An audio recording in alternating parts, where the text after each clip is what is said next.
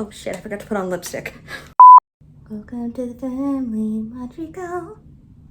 Oh, family, Madrigal.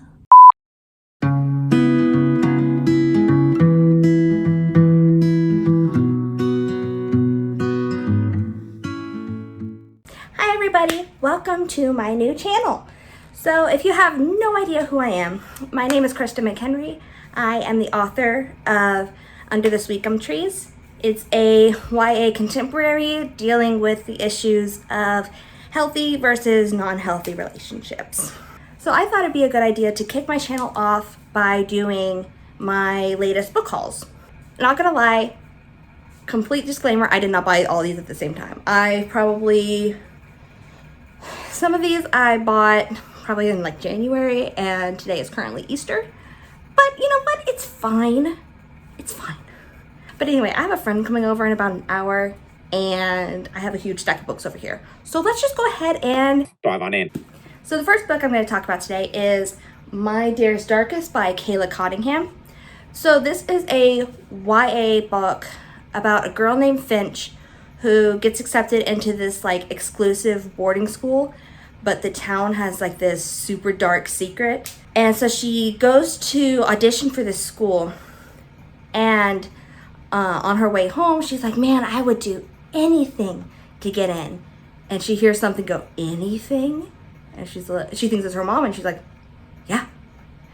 And then all of a sudden, they get into a car accident, and like she should have died in said car accident, but somehow she's still alive. And she gets accepted into this school, and she makes friends with the super popular girl. They somehow do like a ritual or something and unleash this dark spirit, and they have to figure out how to put it back in the bottle, pretty much. I just got this and I started it already. I'm about that far. But yeah, it seems good so far. The next book I got is called The Elephant of Belfast by S. Kirk Walsh. It's about this lady named Hetty Quinn who lives in Belfast, Ireland back in the 40s. And she works at the zoo as a zookeeper, I believe. Yes, a 20-year-old zookeeper. And she goes to the docks to pick up this elephant named Violet, who's an orphaned elephant. And on her way back to the zoo, England and Ireland start fighting, and there's a bunch, I think it's England and Ireland. British loyalists and those fighting for a free unified Ireland. So it's the Irish Civil War. So not the English, my bad. But yeah, so she's on the way, So she's on her way back to the zoo with Violet, and bombs start pretty much. And so it's about her having to save both herself and Violet. And as soon as I saw the word elephant and saw an elephant on the cover, I had to buy it. I mean, I have an elephant necklace on. I have the elephants on my arm. I love elephants. And there's a kind of a story behind part of my love for elephants, but that's a whole video in itself. But I also learned that the author, S. Kirk Walsh, she actually is from Austin, and I'm in Austin. So that's great and fun. Yeah. So my next book is The Witch Haven by Sasha Payton Smith. This book I actually got kind of closer to Christmas, and I bought it because look at this cover. I mean, look how freaking gorgeous that is. So this is also another YA. It takes place in 1917 in New York. There's a girl named Frances. I almost said Francine, but this is not American Dad. I go into the booth, pull the curtain, and count to 10. Then I come out, yell, democracy, and run to my car. Like, at the very beginning, there's a murder, and you're like, oh, who's murdered? Finds out it's actually her brother. And she has to end up putting her mom into, not like a mental asylum, but, you know, an asylum, essentially, because she's just so devastated by the loss of her kid. And so Frances works as a seamstress in Manhattan. And one night, her boss comes in and tries to... How do I put this nicely? He tries to... Do I really need to spell it out? He tries to do things. And all of a sudden, her scissors are in his neck. But she can't explain how it happened. She actually has no idea. And as the police are coming to investigate her for this murder, can I say murder on YouTube? For unaliving someone, these nurses show up and they're like, oh, she has tuberculosis. She has to come with us.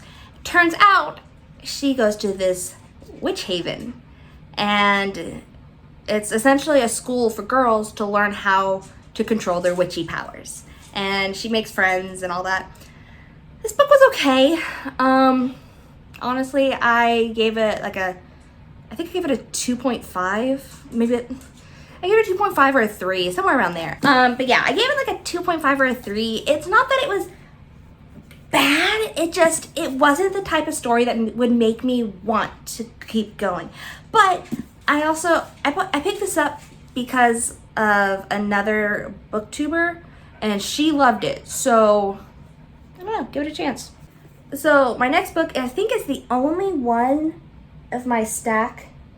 Oh no, there's one other one, but this is like the only one I have that's like really big on BookTube or Book Talk, and that is My Dark Vanessa by Kate Elizabeth Russell. I loved this book. Like, it was so well written, but I mean, obviously, My Dark Vanessa, it's a very dark book, and I had to take breaks while reading it, just to kind of let my mind reset. The book is about this girl named Vanessa, obviously, and she goes to a boarding school. Why are all the YA books about boarding school? Is My Dark Vanessa YA? It flips back and forth between her in 2000 as a 15-year-old and modern day, but it's like 2017, when Me Too started becoming a huge thing. But she ends up getting groomed by one of her teachers. And it's about her PTSD and all of the mental anguish that she goes through, and not realizing that she was groomed, but she clearly was. 10 out of 10, would recommend. Go buy it, read it, and you will love it. All right, so the next two are actually a series. The first one is Days Without End, and the second is 1,000 Moons, and they're by Sebastian Barry. I bought these because I'm trying to write my second book, and it's based in the same time period. So I got these just kind of like inspiration, give me some ideas for how to structure it, how they would speak, things like that. You read in your genre. So this one, Thomas McNulty is a guy who came from Ireland, and he signs up for the U.S. Army in the 1850s. And then him and one of his friends go to fight in the Indian Wars against the Sioux and the Yurok. I've never heard of the Yurok tribe, I'm sorry. Or eventually the Civil War. And yeah, it's just about them going along and fighting. I don't really know too much about this one. I bought this one because I bought this one. And I bought this one not realizing it was a sequel to this one. So, you understand my dilemma here. But this one is the two, Thomas McNulty and John Cole again, but they have an orphan native girl with them. And they call her Winona. And they are her adoptive parents. And it's pretty much her struggling as a native girl in the times right after the Civil War. So I just thought they would be a good book to read. My next book is Fulfill the Vision, Keys to Unlocking Your Full Potential by Stacey Babineau Daigle. This one, okay, I'm not gonna lie. I met the author when I was at the Austin Women's Expo a few weekends ago. We're not gonna talk about the expo. Expo was terrible. Not the point. I met her. She's from Houston. And both her and the other lady, who I think they're sisters. I don't remember if they're sisters or related or just work together. But either way, they were in the booth next to me. Both of them bought a copy of Sweet Gum Trees. So I figured I'd be nice and buy a copy of her book. It's a lot of like motivational stuff, like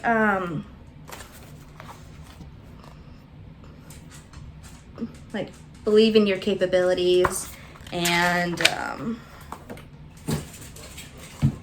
you're fine. You're fine. Oh, did you fart into the fan?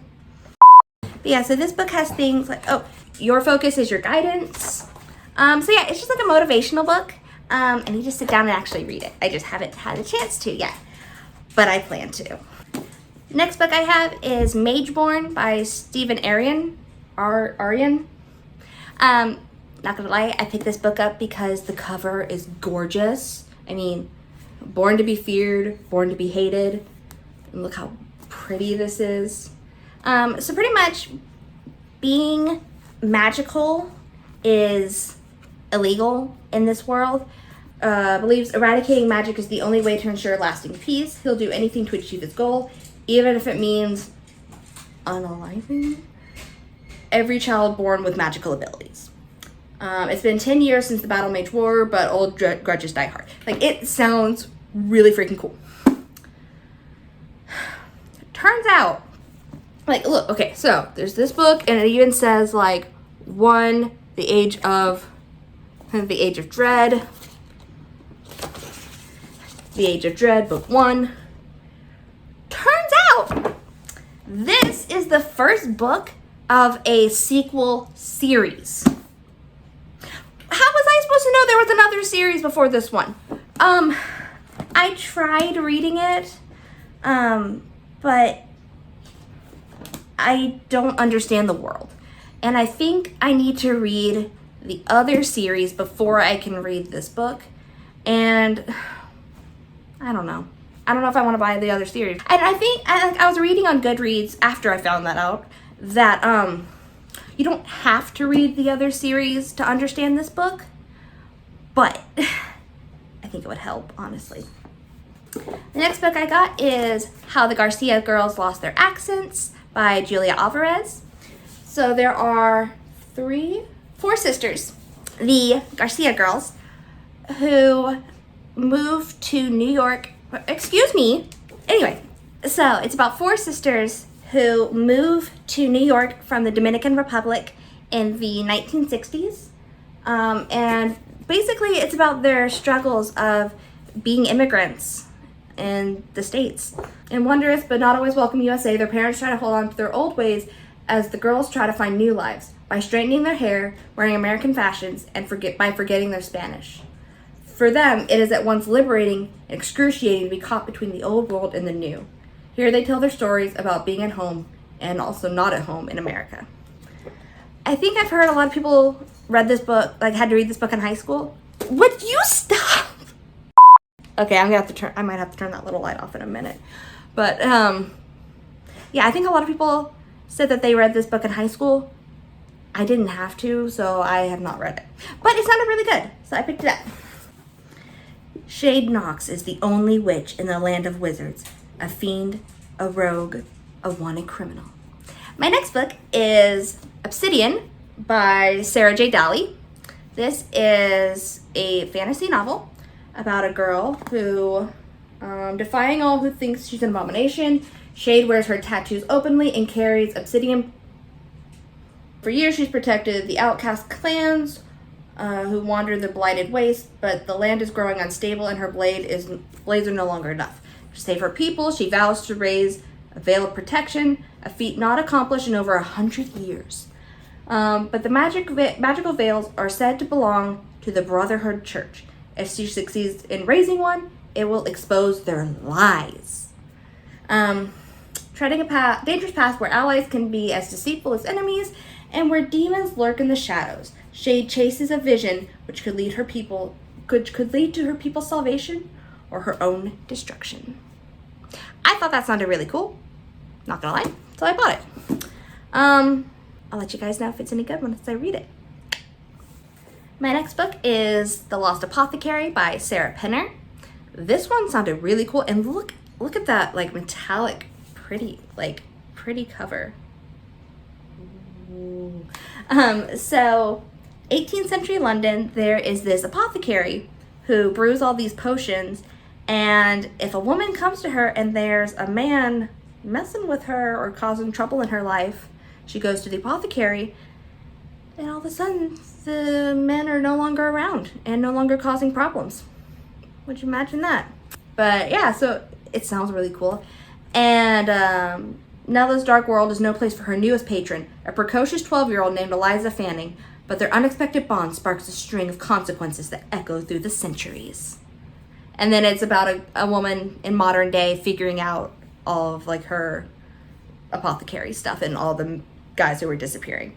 But I've heard some people say this is really, really good. And then I've heard other people tell me that it's not enjoyable. But I heard more so that it's good. So we'll find out. Hi everyone, this is me, next day. So I have no idea what happened because I stayed up late editing this video and it was perfect. And I exported it and then I uploaded it to YouTube. And then I was watching it today and I'm completely missing this clip. Like, I had 2 clips put in of the same one. And I don't know. So, rather than doing the whole thing again, let me just tell you about this book. So I got this from the Recycled Bookstore in Denton. It is Mexican Gothic by Sylvia Moreno Garcia. This book is my other one that's fairly popular on Book Talk and BookTube, or at least it was. I don't know if it still is. But, so, in this book, there is a girl named Naomi, and she is from, like, 1950s Mexico City, and she has a cousin named Catalina. So, Catalina goes off and gets married to this guy, and then she was raised really closely with Naomi, and her uncle is essentially like her dad, right? So she writes him a letter and pretty much saying, my husband's trying to kill me. So he decides to send Naomi to the country to go see what's going on with Catalina. And when Naomi gets there, they pretty much won't let her talk to her cousin. And it's a whole, like, Naomi trying to figure out what the hell is going on. And so this book, I loved this book, but it was seriously like a what in the world did I just read kind of thing. And it's like, it's really, really good, but it's really, really, really, really weird. And I don't know how to describe it other than it will mess your life up. But I do 100% recommend this book. Although it is a little suspicious that this is the one clip that I am completely missing, and it's my creepy book. The next book I got is Euphoria by Lily King. I got this from my friend Kelsey, who actually owns a bookstore in Pflugerville called The Book Burrow. You guys should go check her out. It's pretty awesome. Woman-owned, local-owned. She can ship anywhere. It's pretty cool. Go support small businesses. Anyway, Euphoria. This is, as soon as I heard the premise of this book, I immediately texted her. I was like, hey, kid, do you have this book? Can you get me this book? You guys might not know this about me. So I have a degree in anthropology. But anyway, so this book is inspired by the life of Margaret Mead. And if you guys don't know who Margaret Mead is, you clearly never took an anthropology class in your life. So, Margaret Mead was one of the pioneer anthropologists in like the 1930s, and she went to Samoa and, hold on. Hold on a second.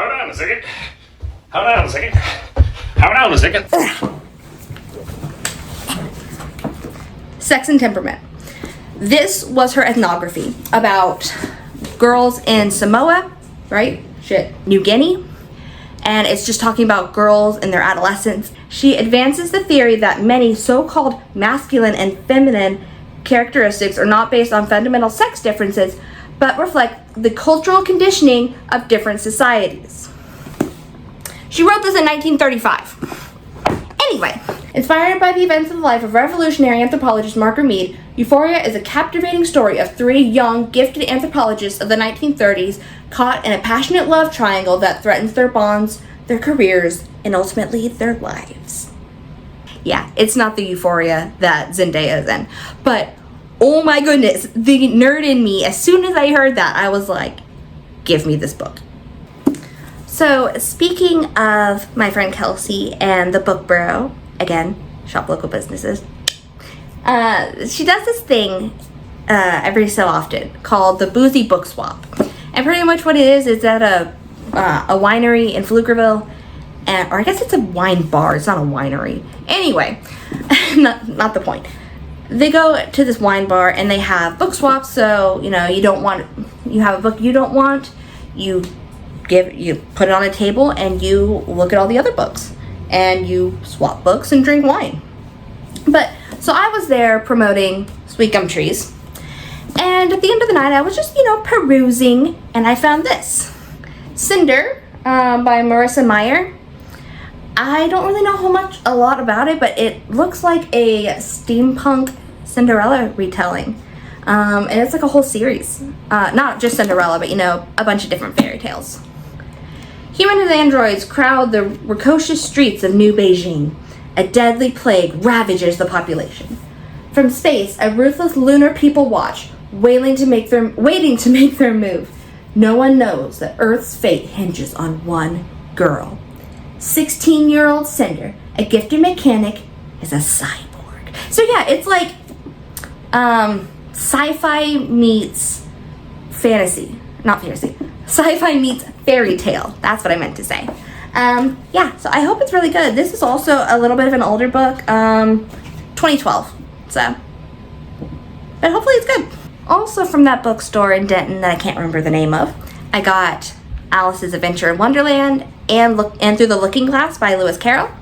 It's an old Barnes & Noble edition of it. I grew up watching the Disney version of Alice in Wonderland, and that movie is amazing, but also trippy as hell.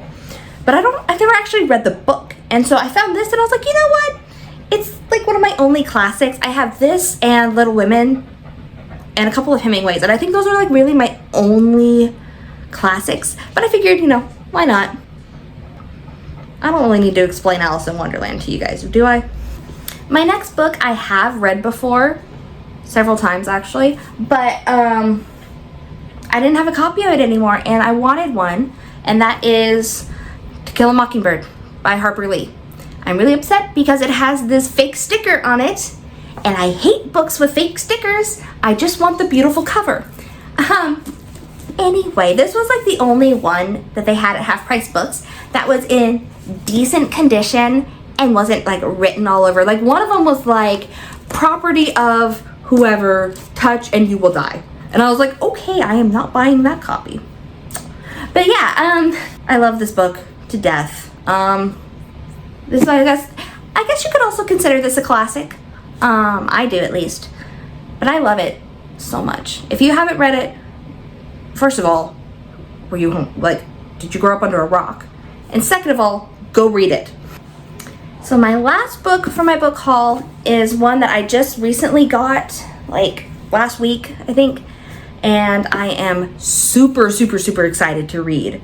And that is I Was Anastasia by Ariel Lawhon. So I Was Anastasia is basically a retelling of the story of Anastasia.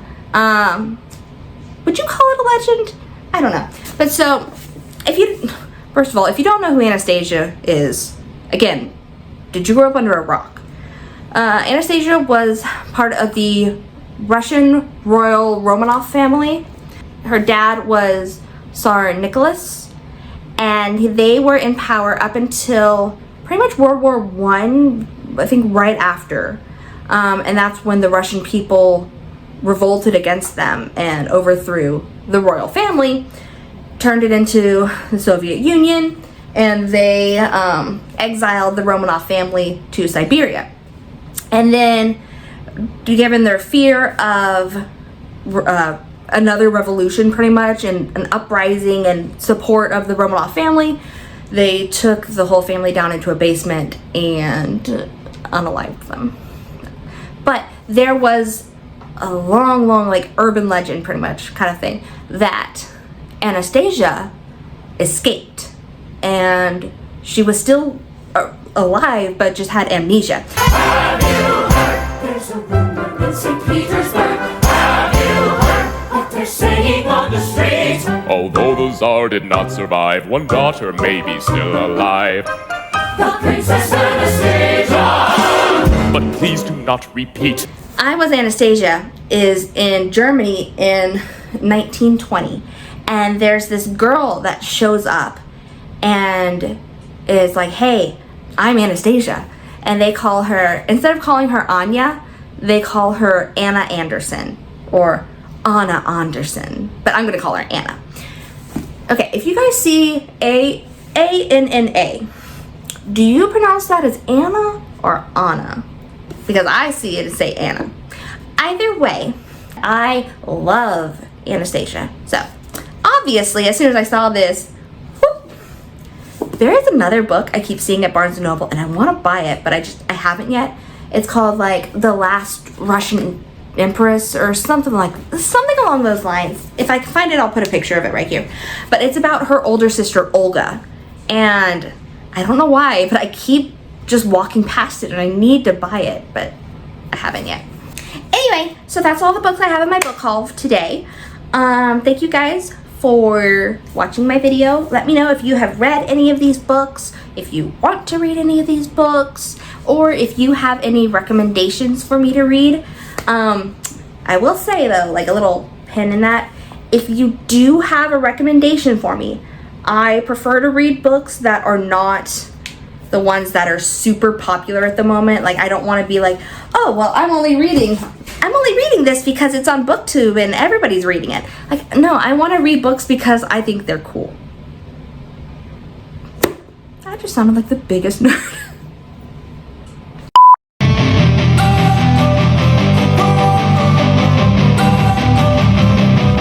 Don't wanna sleep in, cause I got something to prove. I gotta take what I hate and finally make a move. I think of you and all the shit you don't do. Well, I'ma make hella sure that I don't become you.